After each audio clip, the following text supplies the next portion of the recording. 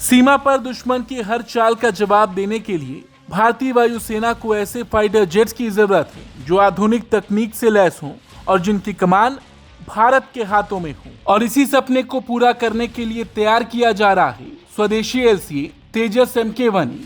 लेकिन इस उड़ान के रास्ते में सबसे बड़ी अड़चन बन गया है इसका इंजन। एक तरफ भारत अपने स्वदेशी लड़ाकू विमान को तेजी से वायुसेना में शामिल करना चाहता है, वहीं दूसरी तरफ अमेरिकी कंपनी GE एरोस्पेस से मिलने वाले इंजन की सप्लाई में देरी ने पूरे कार्यक्रम की रफ्तार धीमी कर दी है। लेकिन अब इस मोर्चे पर एक राहत भरी खबर सामने आई है। हिंदुस्तान एरोनॉटिक्स लिमिटेड यानी HAL को तेजस MK-1A के लिए अमेरिकी कंपनी GE एरोस्पेस से 7वां F404 IN-20 इंजन मिल गया है। इसके साथ ही छठे इंजन में आई तकनीकी समस्या को भी ठीक कर लिया गया है। यानी जिस इंजन को लेकर लंबे समय से इंतजार था उसकी सप्लाई अब धीरे धीरे पटरी पर आती दिखाई दे रही है। लेकिन सवाल अभी भी वही है कि आखिर भारत के इस लड़ाकू विमान प्रोजेक्ट को इतनी देरी का सामना क्यों करना पड़ा।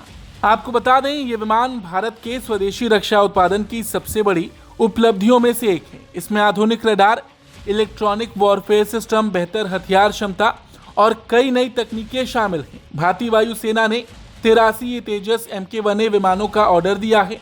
लेकिन किसी भी फाइटर जेट की सबसे बड़ी ताकत उसका इंजन होता है। तेजस MK-1A में इस्तेमाल होने वाला F404 IN-20 इंजन अमेरिकी कंपनी GE एरोस्पेस बनाती है और यही इंजन विमान को रफ्तार, ऊंचाई और युद्ध के दौरान जरूरी ताकत देता है। समस्या तब शुरू हुई जब GE की तरफ से इंजन की डिलीवरी तय समय सीमा के मुताबिक नहीं हो पाई। इंजन नहीं मिलने की वजह से HAL की उत्पादन लाइन प्रभावित हुई और तेजस MK-1A की डिलीवरी में देरी होती गई।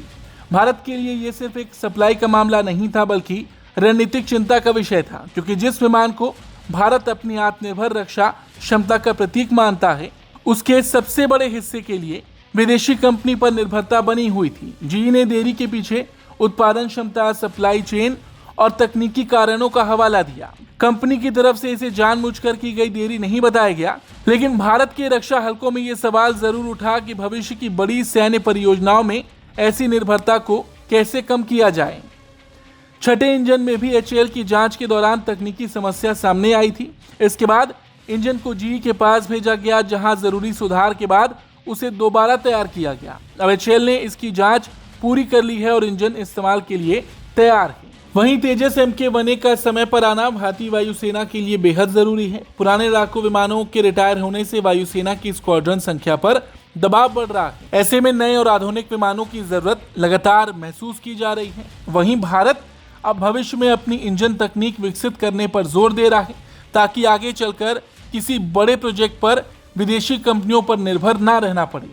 फिलहाल GE इंजन की सप्लाई में सुधार तेजस MK-1A प्रोजेक्ट के लिए बड़ी राहत है, लेकिन इस पूरे घटनाक्रम ने एक बार फिर साबित कर दिया कि आधुनिक युद्ध के दौर में सिर्फ हथियार बनाना काफी नहीं, बल्कि उसकी हर अहम तकनीक पर अपनी पकड़ होना भी उतना ही जरूरी है। Bureau report, Bharat.